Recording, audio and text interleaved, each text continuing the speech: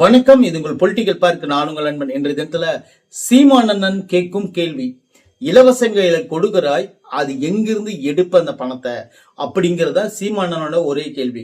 என்னுடைய கருத்து கணிப்பின் படியும் மக்களுடைய நிறைய பேர்த்துக்கிட்ட நான் கேட்டேன் பாத்தீங்களா, அங்க இருக்கிற கருத்து கணிப்பின் படியும் சில விஷயங்களை நான் கேதர் பண்ணிக்கிறேன்.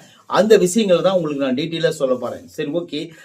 திமுக 2000, அதிமுக 2000, தாவேக்கா 2500, இந்த பக்கம் கூப்பன், இந்த பக்கம் வந்து பிரிட்ஜ் 10,000 ரூபாய் பணம். அப்புறம் பாத்தீங்கன்னா இலவச பேருந்து, சிலிண்டர்கள் 6 சிலிண்டர்கள் இலவசம், குழந்தைக்கு மூக்குத்தி, அடுத்தது பாத்தீங்கன்னா குழந்தைக்கு மோதிரம், அடுத்தது கல்யாணத்துக்கு பவுனு, பட்டு சேலை, பொங்கலுக்கு 1000 ரூபாய்.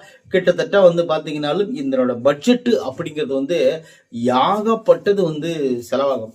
இப்ப திமுக ஆட்சிக்கு வந்தாலும் சரி, அதிமுக ஆட்சிக்கு வந்தாலும் சரி, தாவேக்கா ஆட்சிக்கு வந்தாலும் சரி, இவங்க 3 பேர்த்துல யாரு ஆட்சிக்கு வந்தாலும் இப்போ மொத்த பட்ஜெட்டே 3 லட்சம் கோடி தான் தமிழ்நாட்டுக்கு.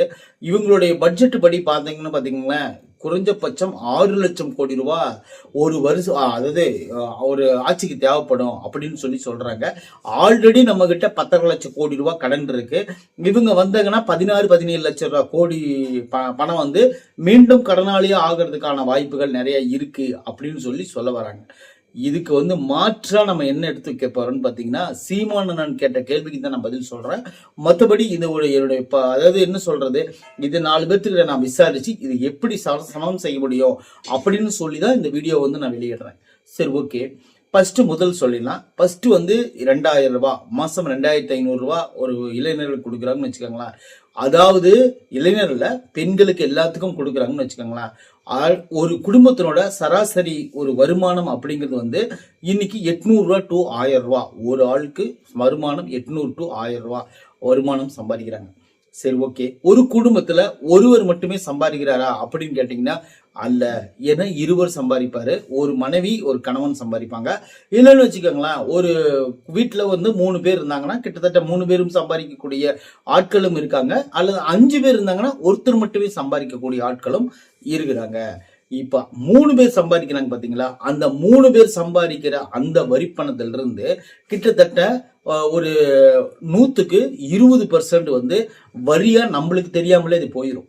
இப்ப 100 ரூபாய் நீங்க ஒரு நாளைக்கு சம்பாதிக்கிறீங்கன்னா அந்த 100 ரூபாயில இருந்து உங்களுக்கு தெரியாமலே நீங்க வாங்குற பேஸ்ட், நீங்க வாங்குற பல்பொடி, நீங்க வாங்குற சோப்பு, நீங்க வாங்குற ஷாம்பு, நீங்க வாங்குற அன்றாடம் நாம் பயன்படுத்தக்கூடிய அரிசியிலிருந்து வணிக பொருட்கள் இருந்து கிட்டத்தட்ட பாத்தீங்கன்னா நீங்க எரிபொருள் வரைக்கும் எல்லாமே உங்களுக்கு தெரியாமலே வரி உங்ககிட்ட இருந்து எடுக்கப்படுது. அதாவது 100 ரூபாய்க்கு 20 ரூபாய் உங்ககிட்ட இருந்து வரியா அவங்க எடுத்துக்குவாங்க. நீங்க வாங்குற பொருளை பொறுத்துதான்.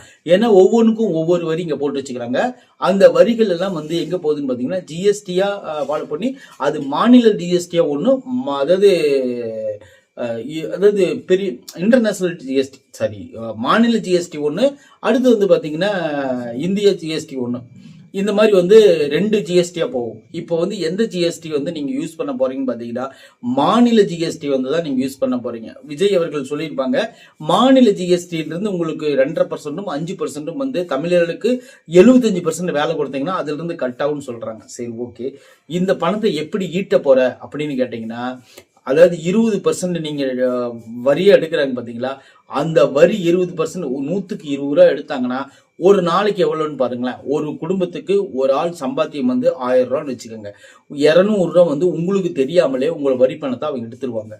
அது கிட்டத்தட்ட வந்தீங்கன்னா ஒரு 2000 ரூபாய் சம்பாரிச்சிங்கன்னா உங்களுக்கு தெரியாம உங்ககிட்ட இருந்து 400 ரூபாய் அவங்க வரி பணமா அவங்க எடுத்துருவாங்க. எடுத்தாங்கன்னா அந்த வரி பணத்தை என்ன பண்ணுவாங்கன்னு பாத்தீங்கன்னா, அதாவது டோட்டலா எவ்வளவு சம்பாதிக்கிறாங்க அப்படின்னு சொல்லிட்டு இதை டாக்ஸ் கட்டக்கூடிய ஆட்கள் மட்டுமல்ல, சாதாரண நம்ம டெய்லியும் அன்றாடம் வேலைக்கு போய் டெய்லியும் சாப்பிடக்கூடிய நம்ம கிட்ட இருந்து இந்த பணத்தை எடுக்க போறாங்க. இந்த நம்ம பணத்தை எடுத்த உடனே இவங்க கட் அண்ட் ரைட்டா, அதாவது மளிகை கடையிலிருந்து டீ கடையிலிருந்து எல்லா வணிக கடைகளும் சரி, எல்லா மெடிக்கல் ஷாப்பு அல்லது பாத்தீங்கன்னா மருந்தகங்களை உட்பட எல்லா இடத்துலயும் கரெக்டான ஜிஎஸ்டி, கரெக்டான வரி, கரெக்டான அணுகுமுறை, கரெக்டான ரேட்டு எல்லாத்தையும் சமமா கொண்டு போனாங்கன்னா இது எல்லாமே நம்மளுக்கு சாத்தியம். ஒரு மாசத்துக்கு ஒரு குடும்பத்துக்கு ரூ.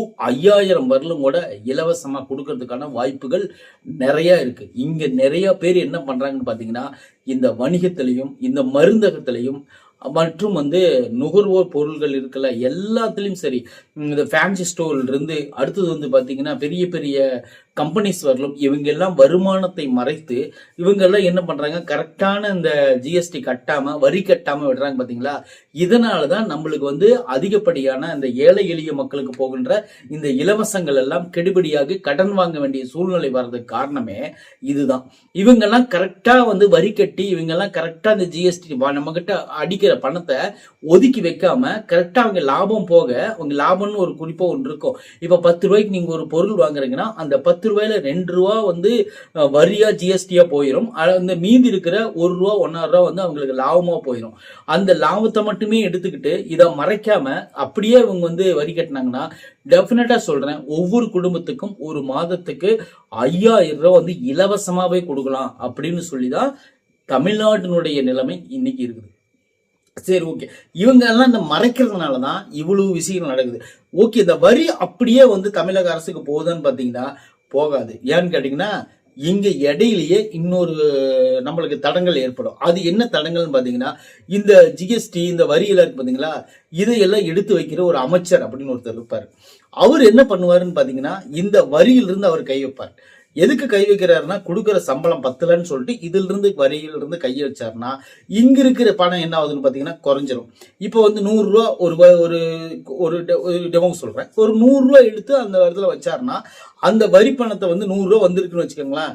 ஏன்னா 1000 ரூபாய் சம்பாரிச்சிருக்காரு, 500 ரூபாய் சம்பாரிச்சிருக்காரு, அதுல இருந்து நம்மளுக்கு காசு 100 ரூபாய் வந்திருக்கு அப்படின்னு சொல்லிட்டு இவங்க எடுத்து அந்த 100 ரூபாய் எடுத்தாங்கன்னா என்னாச்சுன்னு பாத்தீங்கன்னா, அந்த 100 ரூபாய் அப்படியே கொண்டு அவர் கொடுத்தாருன்னா அது பிரச்சனையே இல்லை. நம்மளுக்கு ஆட்டோமேட்டிக்கா நம்மளுடைய வாழ்க்கை முறை அப்படியே ரன்னிங் ஆகிட்டே இருக்கும். நம்மளுக்கு எந்த இடத்துல நம்மளுக்கு தடங்கள் ஏற்படாது. ஆனா இவர் அப்படியே அதை கொடுக்க மாட்டாரு. இதுல இருந்து அவர் கமிஷன் பாதி எடுத்துக்குவாரு. அதுதான் கமிஷன், கலெக்ஷன். அதை பாதி எடுத்துக்குவாரு. அதுல எவ்வளவு எடுப்பாருன்னு பாத்தீங்கன்னா, இப்ப அந்த வரி பணத்துல இருந்து 40% எடுத்துக்குவார்.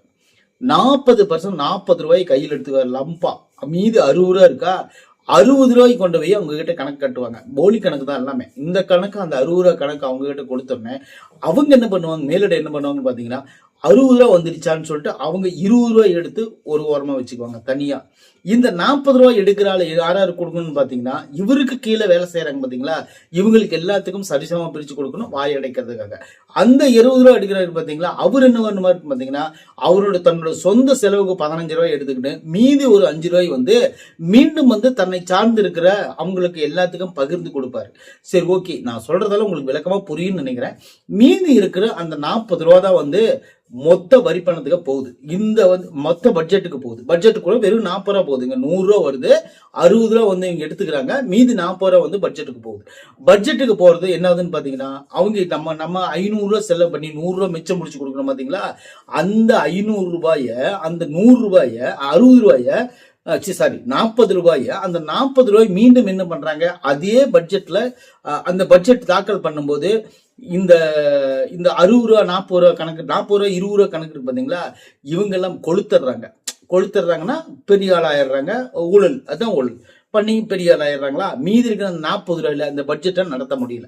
இதனால என்ன பண்றாங்க பாத்தீங்கன்னா, மீதி இருக்கிற 60 ரூபா அந்த கேப் இருக்கு பாத்தீங்களா, அந்த 60 ரூபாயில 80 ரூபா இருந்தா போதும், மீதி 20 ரூபா லாபம் தான் நம்மளுக்கு. அந்த 80 ரூபா இருந்தா போதும், மீதி 40 ரூபாய உலக நாடுகள்ல இருந்து கடன் வாங்குறாங்க. இந்த கடன் வாங்கும் போது தான் இங்க என்ன ஆகுதுன்னு பாத்தீங்கன்னா, இந்த 40 ரூபாயும் ஒளி வைக்கப்படுது, அந்த 20 ரூபாயும் ஒளி வைக்கப்படுது. மீதி இருக்கிற 40 ரூபாய் பட்ஜெட் நடத்த முடியல. மீதி இருக்கிற 40 ரூபாய் நம்மளுக்கு தேவைக்காக உலக நாடுகளை கையேந்தலாம். அப்படி கையேந்தி கொண்டு வந்த பணத்தை என்ன பண்ணணும்னு பாத்தீங்கன்னா, இங்க இருக்கிற ஆட்கள் மீண்டும் அந்த 40 ரூபாய் வருது பாத்தீங்களா, இங்க ஒரு 40 ரூபாய் ஆல்ரெடி நமக்கிட்ட இருக்கு, அந்த 40 ரூபாய் வந்துச்சுன்னா 80 ரூபாய் போட்டு மக்களுக்கு ஏதாவது ஒரு நன்மை செய்யலாம் அப்படின்னு நினைக்கும் போது இதுலயும் கை வைப்பாங்க. இதனாலதான் நம் நாடு கடனாளி ஆகுது. உங்களுக்கு புரிஞ்சிருக்குன்னு நான் நினைக்கிறேன். இன்னும் புரியலன்னு சொன்னா இன்னொரு வீடியோ போட்டு கிளீனா சொல்றேன். ஏன்னா படங்களோட போட்டாதான் உங்களுக்கு புரியும்.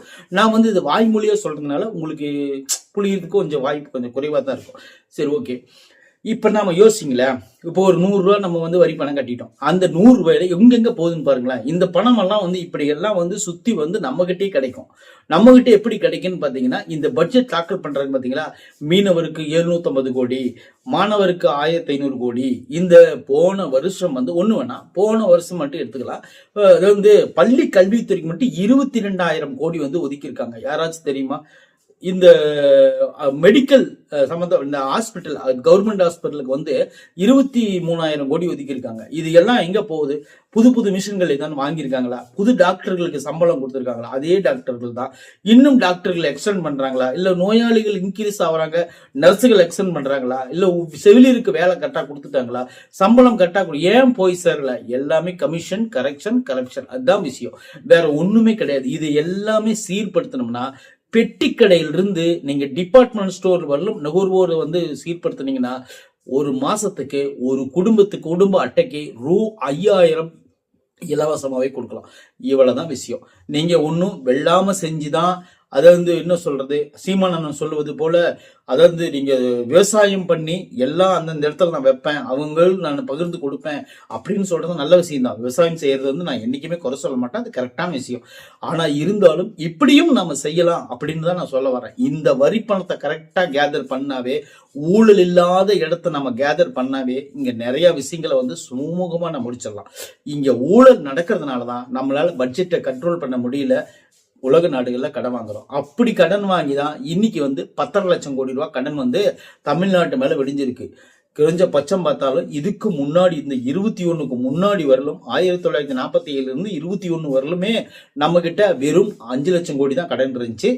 இப்ப இந்த எலெக்ஷன்ல வந்து 5.5 லட்சம் கோடி ரூபாய் கடன் வந்திருக்குன்னா இதுக்கு காரணம் இதுவா கூட இருக்கலாம் அப்படின்னு சொல்லிட்டு வலைதளங்களுக்குள்ள பேசிட்டு இருக்காங்க. சரி, ஓகே, என்னோட கருத்து கணிப்பு உங்களுக்கு பிடிச்சிருந்துச்சுன்னா கண்டிப்பா நம்ம என்ன பண்ணலாம் அப்படின்னு சொல்லிட்டு நீங்க யோசனை பண்ணுங்க. இது தவறா இருந்தா கூட கீழே கமெண்ட் பண்ணி என்கிட்ட சொல்லுங்க. நான் கேதர் பண்ண விஷயங்கள் இன்னும் நிறைய இருக்கு மண்டைக்குள்ள, அது எல்லாத்தையும் நான் உங்களுக்கு சொல்றேன். நான் கேதர் பண்ண விஷயத்தை மட்டும் நான் உங்ககிட்ட பகிர்ந்துக்கிறேன். நன்றி, வணக்கம்.